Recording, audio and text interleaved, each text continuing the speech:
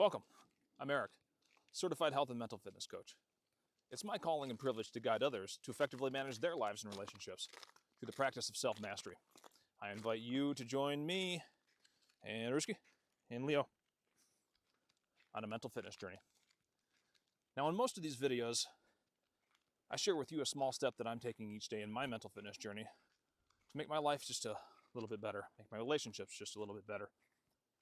Today, I'd like to give a brief synopsis about what mental fitness is and what it's all about. In later videos, we'll dive deeper into the nuances of all the little parts and pieces. Mental fitness, in essence, can be thought of as a process by which we identify what's holding us back, what's making us be less than the person that we want to be, where our frustrations come from, where our conflict comes from, how we don't perform like we want to sometimes, how we're less resilient, or why we have conflict when we know that we shouldn't. From there, we learn skills to deal with what's holding us back. And once we have the skills, we learn how to put those into action, and then we repeat. Now, the knowledge that we first download is what's holding us back.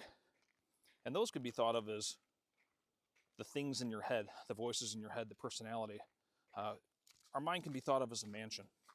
In the mansion, there's lots of rooms. There's lots of environments. There's lots of occupants there.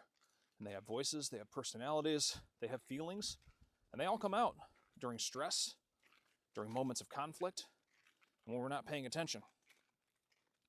We call those the judge and the 9 saboteurs, and we'll get into those and how they impact me and what I've done to deal with them and what I continue to deal with them in later videos. But you can think of as the judge as judging yourself and judging others. And then the saboteurs might be something like being a controller, or a stickler, or restless, or a avoider, or pleaser, or a victim. Once you know they're there and you know their voices, it's easier to deal with them. And that's where the skills come in. The skills you can be thought of as downloading an operating system into your brain on which you run lots of applications, the applications of life.